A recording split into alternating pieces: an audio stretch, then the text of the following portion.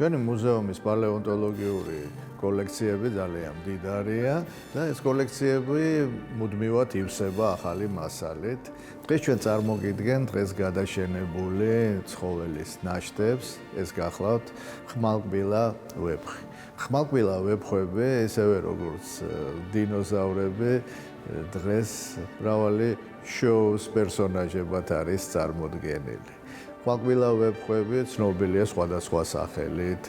ეს გახლავთ მახაროიდები, რომელიც არის ოჯახის დასახელება, ყველაზე ცნობილია სმილოდონი და სწორედ სმილოდონი არის ხშირად გმირი სხვადასხვა კარტუნების. ეს ჯგუფი, რომელიც ძალიან საშიშ მტაცებელს წარმოადგენდა, დაახლოებით 10,000 წლის წინ ამოწყდა და ყველაზე ფართოდ მისი ბოლო გავრცელება ამერიკის კონტინენტზე გახდათ. საქართველოში ნაპოვნი არის დაახლოებით 3 მილიონი წლის ხმალკბილა ვეფხვის ნაშთები, რომელიც ქვაბებშია აღმოჩენილი. მაგრამ დღეს ჩვენ წარმოგიდგენთ ნიმუშს, რომელიც 1,800,000 წლით თარიღდება და ნაპოვნია დმანისში.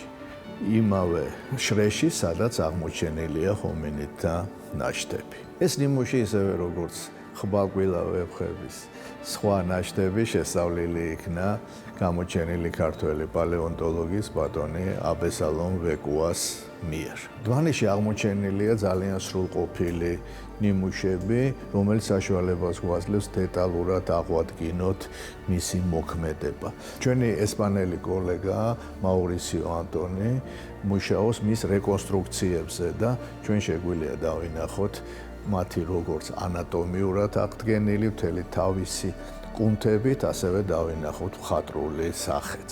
თვითონ ხმალკბილა ვეფხვების ანატომია არის სპეციფიური, განსაკუთრებით მძლავრია მისი ეშვები და ასევე კვლევა აჩვენებს, რომ მათ შეეძლო თითქმის 90 გრადუსით ყბის გახსნა. ის გახდა ძალიან საშიში მტაცებელი, რომელიც ამარცხებდა ისეთ დიდ ცხოველებს, როგორიც იყო მაგალითად სპილო, მარტორქა.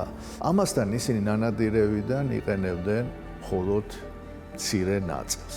ეს გახდათ უპირატესობა ჰომინიდებისთვის, რომლებიც ხშირად იყენებდნენ სწორედ ხმალკბილა ვეფხვების ნანადირევის ლეშს. და ეს ეხმიანება იდეას, რომ პირველყოფილი ჰომინიდები აფრიკიდან გავრცელების დროს გამოყვნენ დიდ მტაცებლებს, რომლებიც გარკვეულწილად გზას უკაფავდნენ.